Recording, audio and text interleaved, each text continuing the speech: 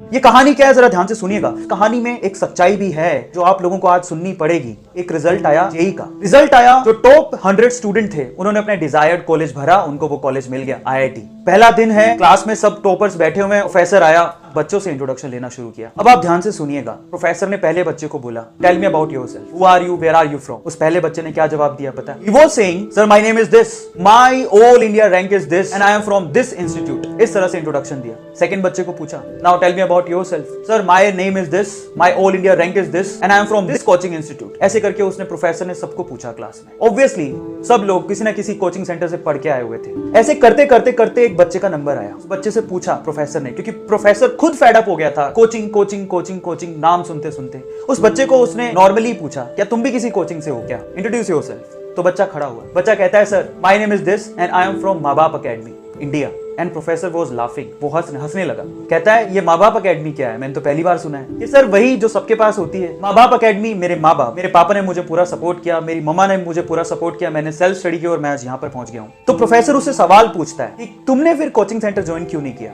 बड़े ध्यान से सुनिएगा। अच्छा जवाब देता है कि सर क्या हो जाता कोचिंग सेंटर ज्वाइन करके, वही ऑल इंडिया रैंक 1 है, जो वही लकड़ी की बेंच में इसी क्लास में बैठा है, और वहीं मैं हूँ 59th रैंक है सर, और मैं भी उसी क्लास में उसी लकड़ी की बेंच पे सामने बैठा हूँ सर। क्या फर्क? हाँ, फर्क सिर्फ इतना है कि वो 2-2.5 लाख रुपए खर्च करके बैठा है और मैं अपने माँ बाप के 2-2.5 लाख रुपए बचा के बैठा हूँ सर। सो प्रोफेसर उसकी बात को सुन के हैरान रह गया। प्रोफेसर से रहा नहीं गया, उसने फिर से एक सवाल पूछा उसी बच्चे से। कहता है, तुमने कभी तो ट्राई किया होगा इस कोचिंग इंस्टीट्यूट के लिए, कभी तो तुम गए होगे। तो उसने जवाब दिया, हाँ सर मैं गया था। मेरे स्कूल वाले जो टीचर थे वो मेरे घर आए, मेरे पापा से मिले और उनको बोलते हैं कि आपका बच्चा बहुत होनहार है, इसके लिए कुछ करो, तो किसी इंस्टीट्यूट में दाखिला दिलाओ, ये निकल जाएगा। पर मेरे पापा के पास इतने पैसे नहीं थे, तो उन्होंने अपना घर बेचकर थोड़े बहुत पैसों का जुगाड़ किया और मुझे लेकर गए इस कोचिंग सेंटर में।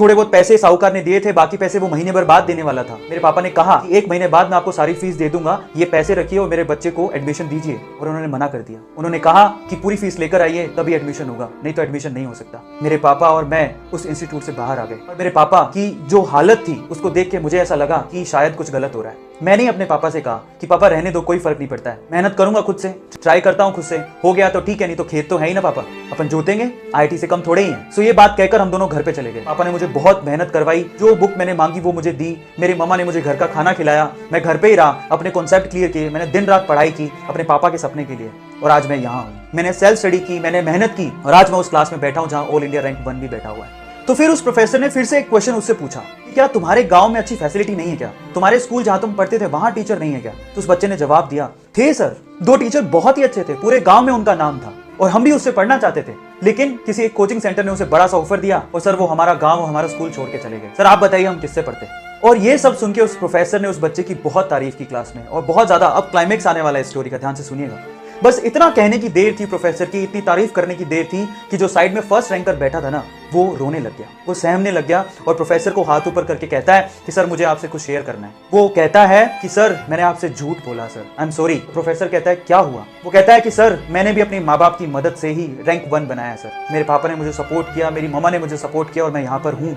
तो फिर प्रोफेसर पूछता है, तो तुमने क्यों कहा था पहले कि तुमने कोचिंग सेंटर ही ज्वाइन करके ये रैंक बनाया। तो वो कहता है, sir I am sorry, actual में मुझे ऑफर आया था इंस्टीट्यूट से और इस वजह से मैंने अपना रैंक बेच दिया, सॉरी फॉर दैट सर, मुझे बहुत फील हो रहा है। अब मोरल क्या है स्टोरी का, जरा उसको समझें। जो अगर आप सोचते हैं कि ऑल इंडिया रैंक 1 ये कोचिंग इंस्टीट्यूट ही बनाते हैं, तो बहुत सारे टॉपर ऐसे हैं जो अपनी रैंक बेच देते हैं। Do share this video.